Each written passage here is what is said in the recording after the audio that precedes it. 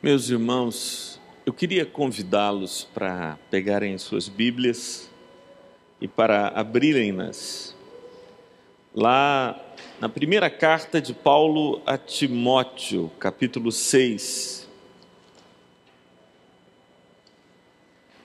Primeira carta de Paulo a Timóteo, capítulo 6.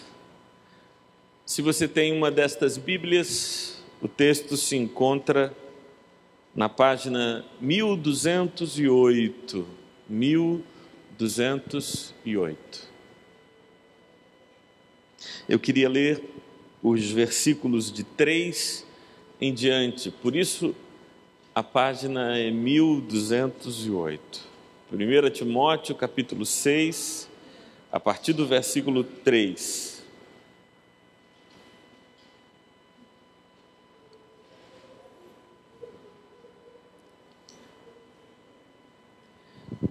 As duas cartas que Paulo escreveu a Timóteo, bem como a carta de Tito, são cartas diferentes das outras cartas que aparecem no Novo Testamento. A epístola aos Romanos, aos Efésios, aos Colossenses, aos Filipenses, aos Coríntios, são cartas às igrejas. São orientações gerais de como a igreja deve crer e viver. Mas estas três cartas, as duas que ele escreveu para Timóteo e a outra que ele escreveu para Tito, são correspondências pessoais. E o tom da primeira epístola, da primeira carta a Timóteo, é um tom de um pai que escreve para seu filho. Paulo havia enviado Timóteo para cuidar de uma igreja que ele havia plantado na cidade de Éfeso, e Timóteo enfrentava dificuldades naturais de quem começa um ministério pastoral. Um dos problemas mais graves que Timóteo enfrentava lá em Éfeso era o problema da juventude dele. Ele era muito jovem e a cultura na antiguidade, principalmente porque a base da igreja de Éfeso era um grupo de judeus que creram no Evangelho, havia uma espécie de culto à maioridade, à senioridade, um culto aos anciãos, à figura do ancião. Então era difícil para Timóteo se impor, sendo tão jovem, como uma liderança local. E Paulo, por exemplo, escreve dizendo: ninguém despreze a tua mocidade, coloca-te como padrão dos fiéis. E havia muitas discussões, muitos debates na igreja, e Timóteo se sentia na obrigação de expor a verdade, de preservar a verdade do Evangelho, e ele acabava se envolvendo nessas discussões que Paulo compreende que são inúteis, que não levam a lugar nenhum. E ele então escreve com uma série de recomendações. Algumas destas recomendações que Paulo mandou a seu irmão Timóteo serão lidas por nós agora. Capítulo 6, versículos de 3 a 10. Se alguém ensina outra doutrina e não concorda com as sãs palavras de nosso Senhor Jesus Cristo e com o ensino segundo a piedade, é enfatuado, nada entende, mas tem mania por questões e contendas de palavras, de que nascem inveja, provocação, difamações, suspeitas malignas, altercações sem fim, por homens cuja mente é pervertida e privada da verdade, supondo que a piedade é fonte de lucro. De fato, grande fonte de lucro é a piedade com contentamento, porque nada temos trazido para o mundo, nem coisa alguma podemos levar dele. Tendo sustento e com que vos vestir, estejamos contentes. Ora, os que querem ficar ricos caem em tentação e cilada, e em muitas concupiscências insensatas e perniciosas, as quais afogam os homens na ruína e perdição. Porque o amor do dinheiro é a raiz de todos os males, e alguns nessa cobiça se desviaram da fé e a si mesmos se atormentaram com muitas dores. Eu creio que esta passagem do ensino de Paulo a Timóteo é extremamente pertinente para os nossos dias. E eu imagino que ela tenha esta pertinência porque a maioria de nós, quase todos os que estão aqui, estão envolvidos com o mercado de trabalho, estão envolvidos com as demandas financeiras, estão envolvidos com um projeto ou um planejamento de crescimento e desenvolvimento profissional. E nós estamos vivendo numa época profundamente materialista. Houve a vitória do capitalismo sobre outros modos de pensar a organização do Estado e da sociedade. E parece-me que, com o colapso das antigas utopias, o que ficou e o que restou para nós como caminho de vida é essa relação do ter, do juntar, do ostentar e do morrer. Esse é o resumo, Solange, da nossa vida. O esforço todo é para ter. Depois de ter, juntar. Mas o que adianta juntar se ninguém souber? Então, ter, juntar, ostentar e morrer. Isso parece absolutamente um nonsense, uma existência sem razão. E como é que isso acontece e como é que isso se dá na nossa vida? Como é que esse processo, diante do qual o apóstolo Paulo se manifesta retrógrado, anacrônico, absolutamente alienígena, Tati? Sinceramente, veja se esta frase é uma frase que você diria a seus filhos. Uma frase que Paulo disse a Timóteo, filho dele, mas que eu duvido que qualquer um de nós colocaria na agenda de nossos ensinos. Renato, esta é uma frase que você não diria a seus filhos. Que frase, Martorelli? Esta aqui, que aparece no versículo 8. Tendo sustento e com que vos vestir, estejamos contentes. Tendo o que comer, tendo o necessário para colocar óleo na lamparina, tendo aquilo que é indispensável para a sobrevivência cotidiana e tendo o necessário para comprar as roupas básicas, para andarmos dignamente nas ruas, isso é o suficiente, sinta-se contente.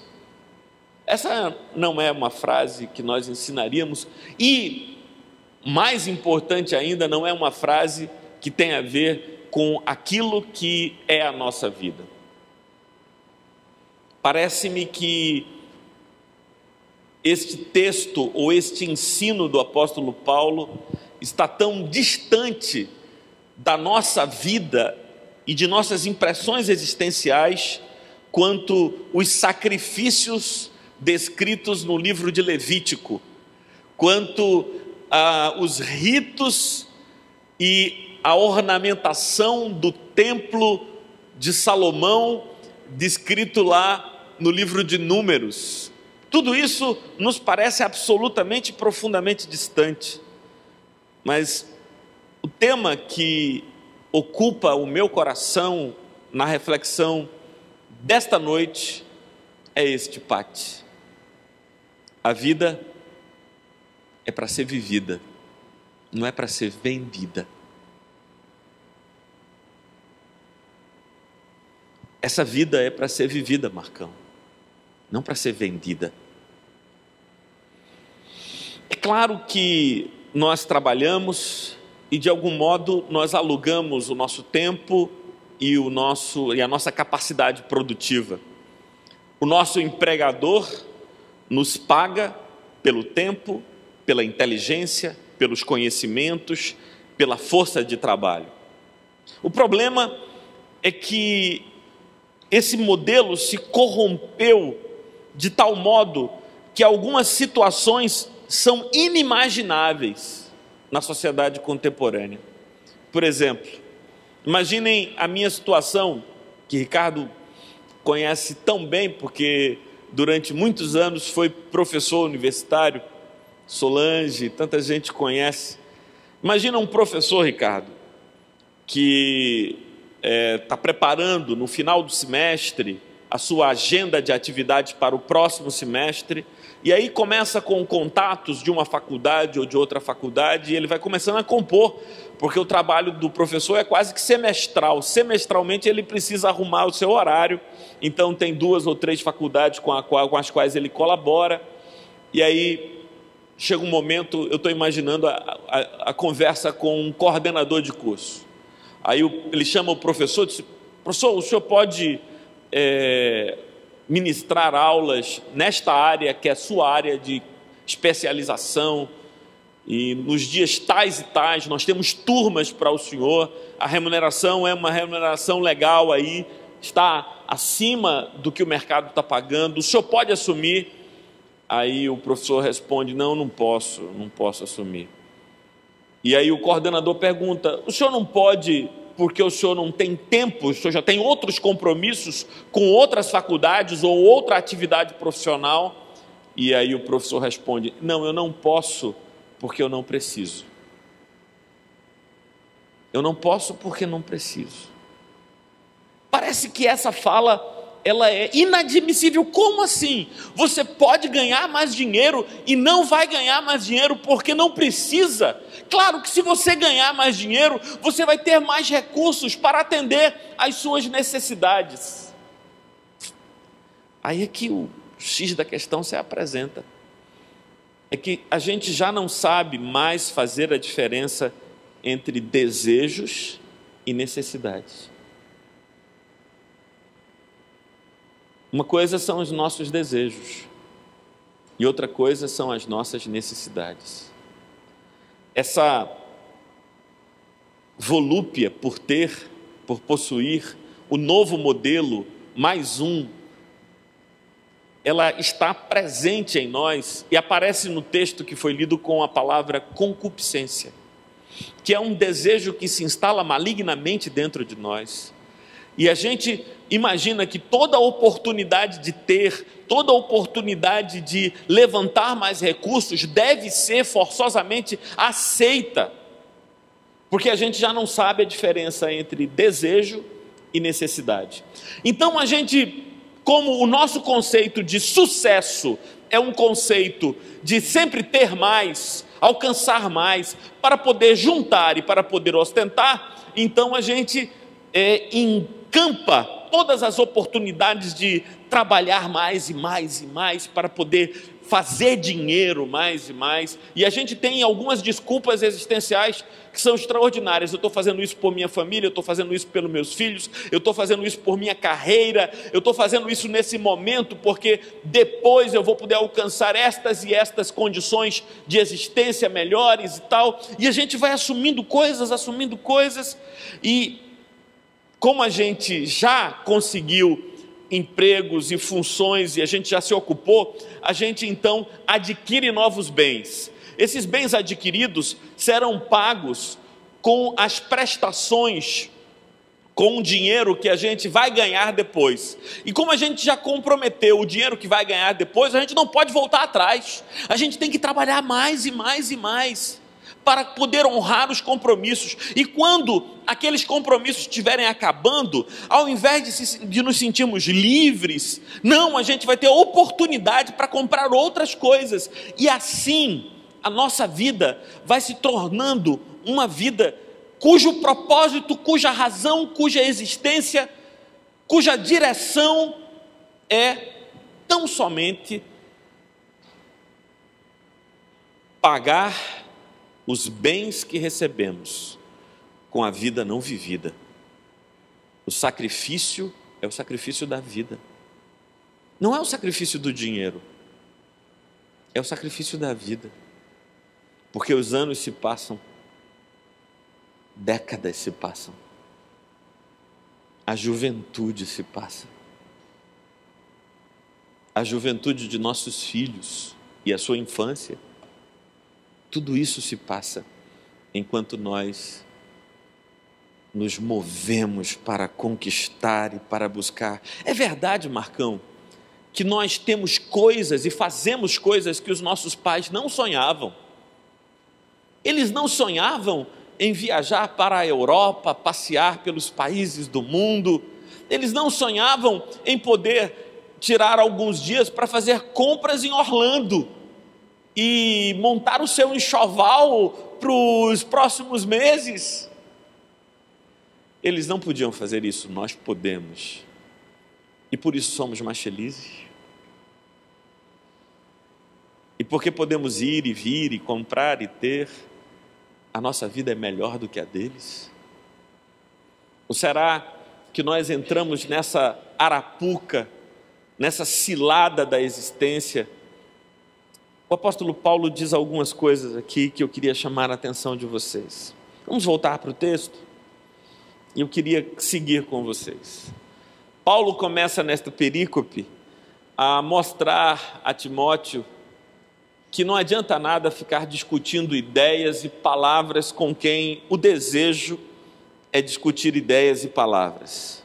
Isso só gera o mal, e ele aqui descreve quais são os males que esse tipo de discussão inútil provoca. Versículo 4. Essas pessoas enfatuadas, orgulhosas, que nada entendem, mas têm mania por questões e contendas de palavras. Dessas discussões de ideias, nascem inveja. Meu Deus do céu, inveja. Como a gente anima essas coisas? E nascem inveja, provocação, difamações, suspeitas malignas, altercações sem fim, por homens cuja mente é pervertida e privada da verdade, supondo que a piedade é fonte de lucro. Sim, agora nós entramos na dimensão do cristão na roda viva. Para o cristão, ele diz: não, eu entro nesse esquema e Deus vai me abençoar, porque Deus é por mim, o Senhor é o meu pastor, nada vai me faltar, tudo quanto eu desejo, tudo quanto eu almejo, tudo quanto eu quero, eu vou ter, porque Deus é por mim. E ainda cita Paulo lá aos Filipenses, dizendo que tudo eu posso naquele que me fortalece. Aí posso o quê? Posso trabalhar mais, ganhar mais, juntar mais, ostentar mais, ter tudo. E ainda não sobram, não faltam pregadores que, com o mesmo espírito deste mundo, ensinam isso. Então, a frase de Paulo é que eles julgam que a piedade, a vida com Deus, a vida de devoção ao Senhor, é fonte de lucro, é motivo de conquistas materiais, de realização financeira. E aí Paulo aproveita essa ideia e diz: de fato, grande fonte de lucro é a piedade, com contentamento. A piedade, seu si. Piedade aqui deve ser entendida como vida pia, vida santa, vida entregue, vida consagrada a Deus. Você sabe o que é um testemunho de vida em comunhão com Deus? É o contentamento. É sermos gratos a Deus pelo que somos e pelo que temos, sem nos deixar aprisionar por esse esquema. E aí Paulo vem em seguida e diz aquilo que eu já afirmei a vocês, que nos parece tão estranho, não é? Versículo 7, porque nada temos trazido para o mundo, nem coisa alguma podemos levar dele. Tendo sustento e com que nos vestir, estejamos contentes. Ora, os que querem ficar ricos, e não há pecado em ser rico, mas se você resume a sua vida em querer ficar rico, esse é o objetivo da tua existência, juntar, acumular, ostentar. Os que querem ficar ricos caem em muitas tentações e ciladas, e em muitas concupiscências insensatas. Concupiscência é desejo, desejo maligno. Esses desejos que não têm razão, são insensatas, são perniciosas, são destrutivas, as quais afogam os homens na ruína e fazem com que ele perca a existência. Pergunta agora é, Martorelli, qual é o caminho para a gente não vender a vida? Para a gente não vender a vida. Eu queria recomendar, no bom estilo presbiteriano, 3 passos para a gente repensar a nossa conduta no que diz respeito a viver sem vender a vida. Em primeiro lugar, a gente precisa fazer a diferença entre necessidades e desejos. E ainda entre os desejos que são desejos saudáveis e os desejos que só são desejos. E eu quero explicar e exemplificar isso. Comer e vestir, pagar os impostos, pagar as nossas contas, isso são nossas necessidades. A gente tem que pagar energia elétrica, água, IPTU, tudo isso que marca a vida contemporânea. Essas são nossas necessidades: comida, vestimenta, a escola dos meninos, as contas são as nossas necessidades. E a gente pode ter desejos que são desejos legítimos, como, por exemplo, juntar algum dinheiro para prover recursos para a gente fazer uma viagem, fazer alguma coisa que nos dê prazer, ter o suficiente para financiar os estudos dos nossos filhos em boas escolas e bons colégios. Isto não é necessidade, isso é desejo. Mas existem desejos malignos. Esses são os mais perigosos. Quais são os desejos malignos? E eu vou dar alguns exemplos palha desses desejos. Primeiro, ter o que o outro tem, para mostrar que eu sou tão bom quanto ele. Aí você vai me dizer, não, isso é muito infantil, Caramba, isso é parte do motor de nossas vidas.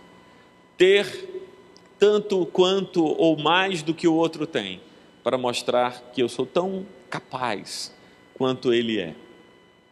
Segundo lugar, ter para demonstrar a minha qualidade, a minha capacidade de realização.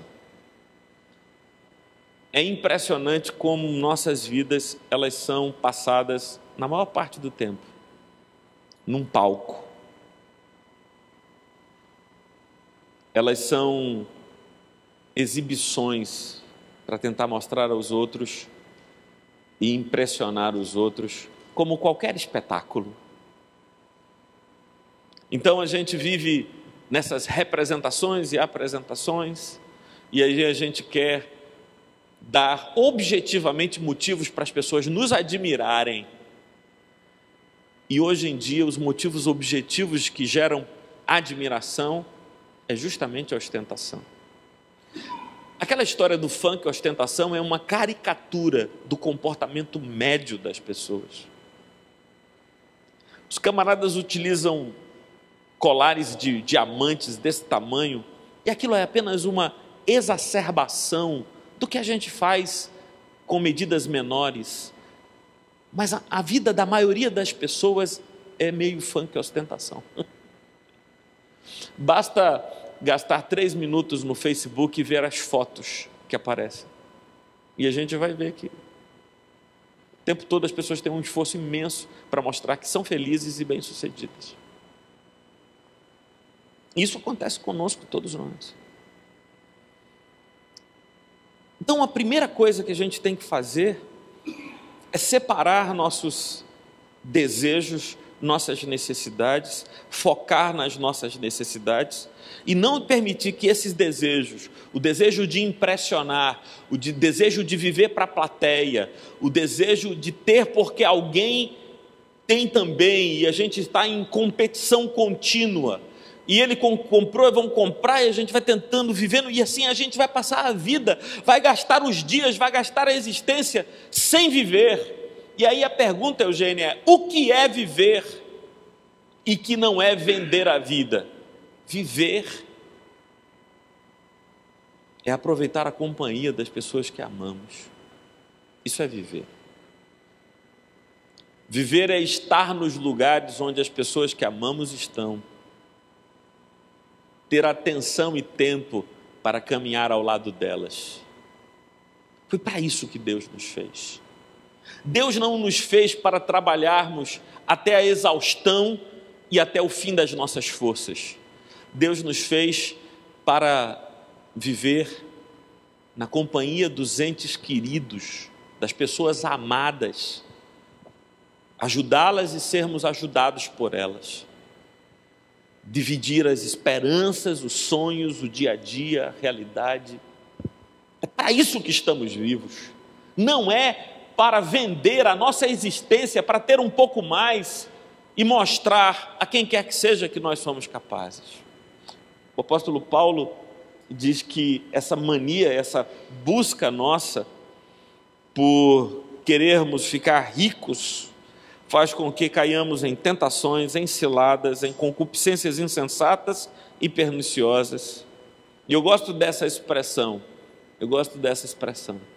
Paulo utiliza no final do versículo 9, que afogam o homem na ruína e perdição. Rubens, é isso que eu vejo, as pessoas afogadas, cansadas, sem ar, e depois de se esforçarem tanto para alcançar aquilo, quando perdem, se perdem. E aí, um tiro na cabeça. E aí se entregam às drogas, ao alcoolismo, porque se afogaram naquilo, se entupiram daquilo, a tal ponto que, se aquilo que sonham, desejam, almejam, buscam, não se realizar, ou se de algum modo aquilo se realizar momentaneamente e se perder, se perde também o indivíduo. O texto de Paulo diz, eles se afogam os homens na ruína e na perdição. E aí ele arremata no versículo 10, porque o amor do dinheiro é a raiz de todos os males, e alguns nessa cobiça se desviaram da fé. E vejam, não é porque eles se desviaram da fé e se tornaram hereges ou pessoas reprováveis do ponto de vista da ética. O que Paulo lamenta é que esses indivíduos, por causa da cobiça que têm, se desviaram da fé e a si mesmo se atormentam com muitas dores. Quem faz do que não é permanente sua segurança e alegria, não pode viver senão sob o domínio da ansiedade, porque aquilo que não é permanente é preciso ser cuidado e protegido de dia e de noite, porque o medo de perder, o medo de falir, o medo de não ter, o medo de que tudo quanto se buscou que fosse a afirmação do meu ser, se desconstitua e se desconstrua na minha vida, é muito grande. É por isso que no mesmo texto que Jesus fala lá no capítulo 6 do Evangelho de Mateus, que ele diz: não ajunteis para vós outros tesouros na terra, onde os ladrões escavam e roubam, onde a traça e a ferrugem corrói, mas ajuntai para vós outros tesouros nos céus. Faça da tua comunhão com Deus o teu tesouro, da tua relação com Deus a tua alegria, a tua vida. No mesmo capítulo 6, ele nos dá lições contra a ansiedade, porque ou a gente faz de Deus o nosso tesouro, ou então nós vamos viver sob o signo da ansiedade, cada vez buscando mais, cada vez se entregando mais, cada vez se vendendo mais ou mais barato. Sim, porque se você não consegue se vender pelo preço que vinha vendendo, o jeito é vender mais a mais gente por menos preço. Em resumo, e para terminar de modo chocante, o que nós temos nos nossos dias é um tipo sutil de prostituição, no qual nós nos entregamos sem amor pelo que não nos dará paz nem alegria de verdade. Que Deus tenha compaixão de nós, meus irmãos. Que nós consigamos a graça da vida simples, que é a única libertação possível. Enquanto a gente estiver nessa moenda de almas, e você se pergunta, eu fico me perguntando, Tiane, por que os países mais desenvolvidos do mundo são justamente aqueles em que as pessoas mais se suicidam? Por que as pessoas mais poderosas do mundo são as pessoas mais vazias e angústias tão grandes? Por que há tanta gente sem nada e tão feliz e tão generosa?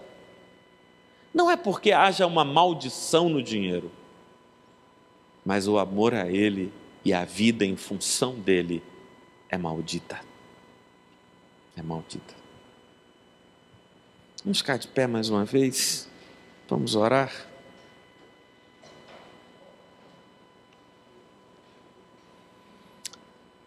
Só para reprisar aqui com vocês, o primeiro movimento da nossa alma é fazer a distinção entre o que é necessidade e o que é desejo. O segundo movimento da nossa alma é renunciar a essa vida de ostentação, de espetáculo, essa vida que é para o outro ver, que é para o outro enxergar.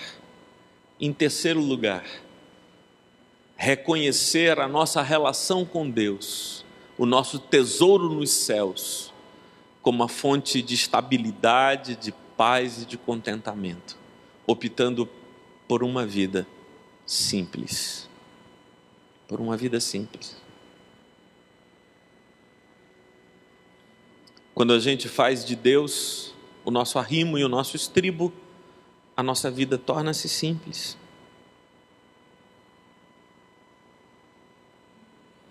Porque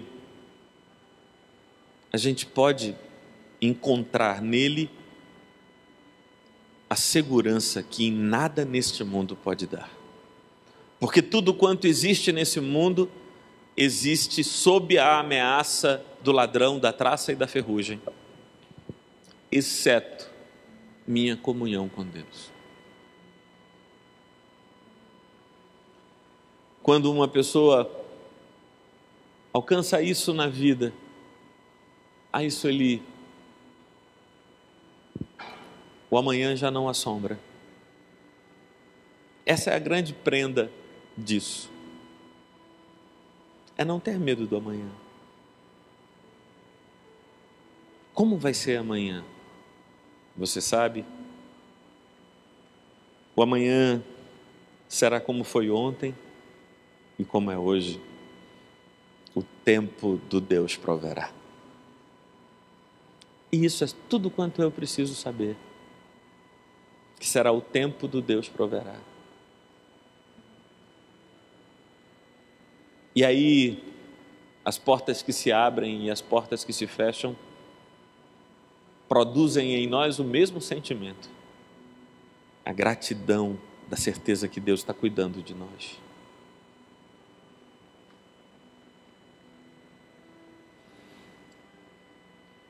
Martorelli, essa sua pregação não tem um conteúdo conformista, do tipo, aceite a sua vida, não lute, não busque novos desafios, não realize coisas grandes, de jeito nenhum. Eu tenho a impressão que as coisas grandes que se podem realizar neste mundo são as obras do amor, da misericórdia, do resgate de vidas, da implantação da justiça e da graça nesse mundo. Quem foram os grandes homens que transformaram esse mundo? Mahatma Gandhi, Luther King, Madre Teresa de Calcutá, Irmã Dulce, Dom Helder Câmara. Grandes obras, grandes pessoas, nunca tiveram nada.